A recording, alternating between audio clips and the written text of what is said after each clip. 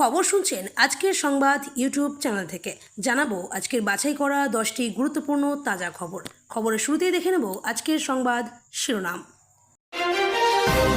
বৃহস্পতিবার বাংলার কালীগঞ্জ সহ দেশের যে 5 আসনে উপনির্বাচন, জানুন জিততে পারে কারা।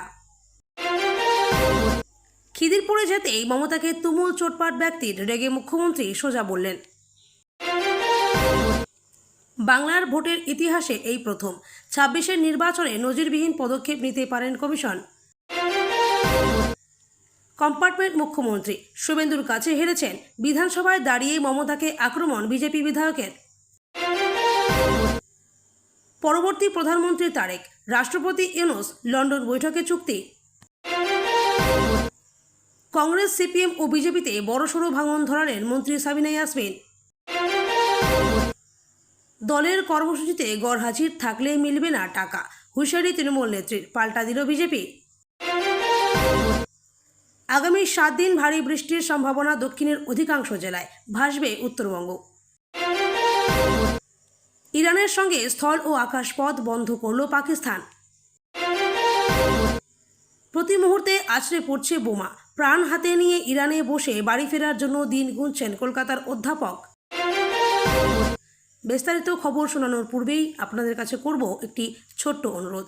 আমাদের চ্যানেলে নতুন হয়ে থাকলে চ্যানেলটি সাবস্ক্রাইব করবেন। আসছি বিস্তারিত খবরে। আর মাত্র দিন দুয়েক, তারপরেই বৃহস্পতিবার নদিয়ার কালীগঞ্জ দেশের 4টি রাজ্য মিলিয়ে মোট 5টি বিধানসভা আসনে উপনির্বাচনে ভোট গ্রহণ হবে। গুজরাটে 2টি, বাংলা, পাঞ্জাব ও কেরলের 1টি বিধানসভা আসনে হবে উপভোট। যে 5টি আসনে উপনির্বাচন হচ্ছে সেগুলির মধ্যে 3টি খালি হয়েছে বিধায়কদের মৃত্যু, তার বাকি 2টি কেন্দ্রে বিধায়করা পদত্যাগ করায় ভোট হচ্ছে। গুজরাটের কাদি ও ভিসভাদার, বাংলার কালীগঞ্জ, পাঞ্জাব ধলিয়ান পশ্চিম, কেরলের লিনাম্বুরে উপনির্বাচন হচ্ছে। যে 5টি আসনে ভোট গ্রহণ হবে সেগুলির মধ্যে 2টি বিজেপির, 2টি তৃণমূল ও 1টি আপের দখলে আছে। উপনির্বাচন হলেও প্রচারে দেখা গিয়েছে কেরলের মুখ্যমন্ত্রী পিনারাই বিজয়ন, সাংসদ প্রিয়াঙ্কা গান্ধী বররা, অরবিন্দ কেজরিওয়াল থেকে হেভিওয়েট কেন্দ্রীয় মন্ত্রীদের। নদিয়ার কৃষ্ণনগরের কালীগঞ্জে উপনির্বাচনের প্রচার শেষ বেলায় বেশ জমে উঠেছে। খিদিরপুর বাজারে অগ্নিকাণ্ডের পরে ঘটনাস্থলে আসেন মমতা বন্দ্যোপাধ্যায়, আর সেখানে মুখ্যমন্ত্রীর সঙ্গে এক ব্যক্তির কার্যত তর্কাতর্কি বেঁধে গেল। গলা উঁচিয়ে মুখ্যমন্ত্রীকে রীতিমতো চোটপাট করেন ওই ব্যক্তি। প্রাথমিকভাবে একেবারে শান্তভাবে কথা বলেছিলেন মুখ্যমন্ত্রী, কিন্তু তাতেও ওই ব্যক্তি চোটপাট করতে থাকায় কিছুটা রেগে যান মমতা। তার মধ্যেই ওই ব্যক্তিকে চুপ করতে এবং শান্ত হতে বলেন স্থানীয় কাউন্সিলর দেবলীনা বিশ্বাস। তবে তাতেও থামেননি, শেষ পর্যন্ত মুখ্যমন্ত্রী শান্তভাবেই পুরো বিষয়টি সামলে নেন। সেই সঙ্গে তিনি জানিয়ে দেন সরকারের তরফে নতুন করে বাজার তৈরি করা হবে।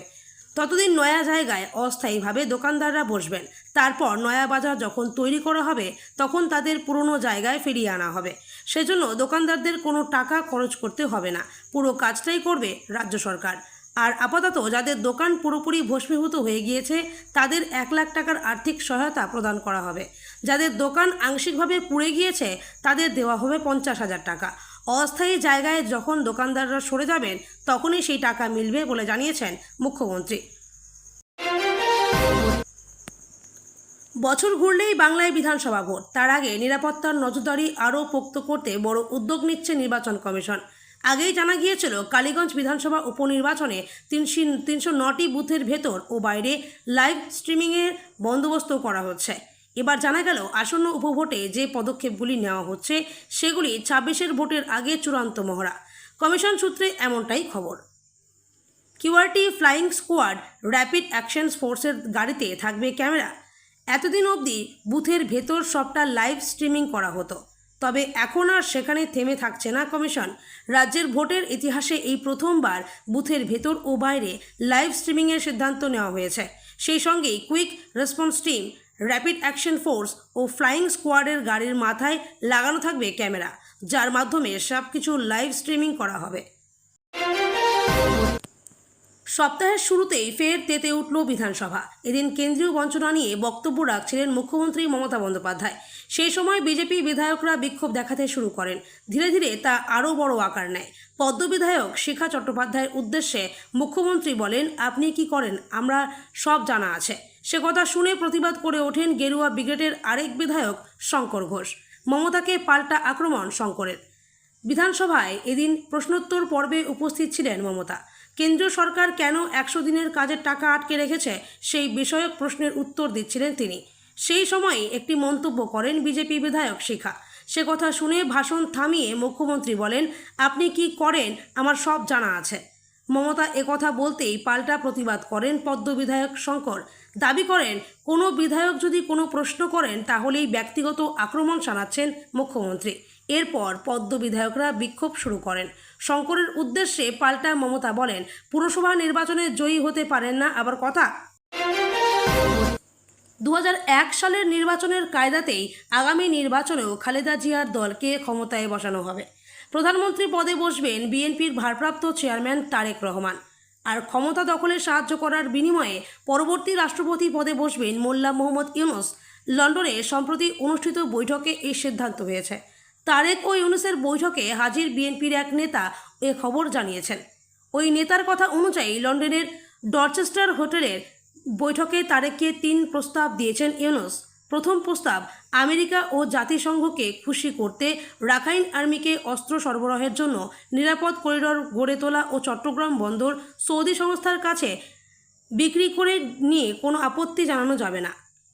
বর্তমান রাষ্ট্রপতি মোহাম্মদ শাহাবুদ্দিন ও সেনাপ্রধান জেনারেল ওয়াকার উজ্জামানকে হটানোর সিদ্ধান্তকে সমর্থন জানাতে হবে। তৃতীয়, বিএনপিকে ক্ষমতায় নিয়ে আসার বিনিময়ে পরবর্তী রাষ্ট্রপতি হিসেবে তাকে সমর্থন জানাতে হবে। মোথাবাড়ি বিধানসভা কেন্দ্রের হামিদপুর তৃণমূল কংগ্রেসের অঞ্চল কমিটির পক্ষ থেকে এক যোগদান করব এবং তৃণমূলের দলীয় কার্যালয়ের উদ্বোধন করা হয়। এদিন প্রায় বিভিন্ন দল থেকে 20 জন অঞ্চল কমিটির সদস্য সহ প্রায় 500 কংগ্রেস, সিপিএম ও বিজেপি কর্মী তৃণমূল কংগ্রেসের যোগদান করলেন। হামিদপুর অঞ্চলের তফি এলাকায় এই যোগদান কর্মসূচি অনুষ্ঠিত হয়। উপস্থিত ছিলেন মোথাবাড়ি বিধানসভা কেন্দ্রের বিধায়ক তথা উত্তরবঙ্গ উন্নয়ন, জলপথ ও সেচ দপ্তরের প্রতিমন্ত্রী সাবিনা ইয়াসমিন, মোথাবাড়ি অঞ্চলের ব্লক সভাপতি ফিরোজ শেখ সহ তৃণমূলের একাধিক নেতৃত্বরা। এদিন তাদের হাতে দলীয় ঝান্ডা তুলে স্বাগত জানান মন্ত্রী তথা বিধায়ক সাবিনা ইয়াসমিন। বছর ঘুরলেই রাজ্যে বিধানসভা ভোট। তার আগে ঘর গোছাতে শুরু করেছে বিজেপি তৃণমূল প্রত্যেকে। কারোর লক্ষ্য বাংলার মসনদ দখল, কারো আবার কুর্সি ধরে রাখতে মরিয়া।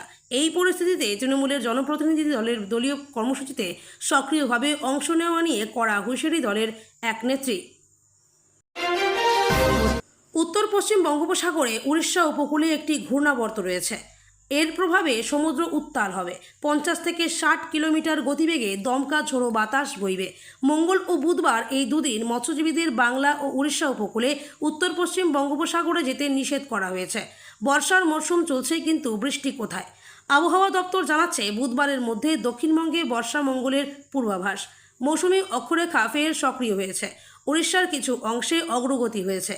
আগামী 24 ঘন্টায় উড়িষ্যা ও ছত্তিশগড়ের আরও কিছু অংশে এবং আগামী 2-3 দিনে পশ্চিমবঙ্গ, বিহার, ঝাড়খণ্ড, গুজরাতের আরও কিছু অংশে মৌসুমি অক্ষরেখা প্রভাব বিস্তার করবে। দক্ষিণবঙ্গে আগামী 7 দিন বিক্ষিপ্তভাবে বৃষ্টির পূর্বাভাস রয়েছে। সোমবার থেকে বৃহস্পতিবার বিক্ষিপ্তভাবে ভারী বৃষ্টির সম্ভাবনা বাড়বে। সব জেলাতেই ভারী বৃষ্টির পূর্বাভাস। মঙ্গল ও বুধবার কলকাতাতে ভারী বৃষ্টির সম্ভাবনা। অতি ভারী বৃষ্টির পূর্বাভাস রয়েছে দক্ষিণ 24 পরগনা, পশ্চিম মেদিনীপুর, পশ্চিম বর্ধমান, পুরুলিয়া, বাঁকুড়া এবং বীরভূম জেলাতে। শুক্র ও শনিবার ভারী বৃষ্টির সম্ভাবনা কম থাকলেও রবিবার ফের ভারী বৃষ্টির সম্ভাবনা বাড়বে দক্ষিণ 24 পরগনা ও পূর্ব মেদিনীপুর জেলাতে। উত্তরবঙ্গে ভারী থেকে অতি ভারী বৃষ্টির সতর্কতা। আলিপুরদুয়ার ও জলপাইগুড়ি জেলাতে প্রতি ভারী বৃষ্টি সতর্কতা। মালদা ও উত্তর দক্ষিণ দিনাজপুরে ভারী বৃষ্টির সতর্কতা। বৃহস্পতিবার বৃষ্টি বেশি হওয়ার সম্ভাবনা উত্তরবঙ্গের সব জেলাতেই। কথায় বলে, আপনি বাঁচলে বাপের নাম। পাকিস্তানের অবস্থাও তেমনই। তেল আবিবের সঙ্গে তেহরানের পাশে থাকার কথা ঘোষণা করেছিলেন পাক প্রধানমন্ত্রী শাহবাজ শরীফ, কিন্তু সেই অবস্থান থেকে 180 ডিগ্রি ঘুরে গেল পাকিস্তান সরকার। তেহরান তেল আবিব সংঘাতের মাঝে সোমবার 16 জুন পড়শি দেশ ইরানের সঙ্গে নিজেদের আকাশ ও স্থলপথ বন্ধ করে দিয়েছে শাহবাজ শরীফ সরকার।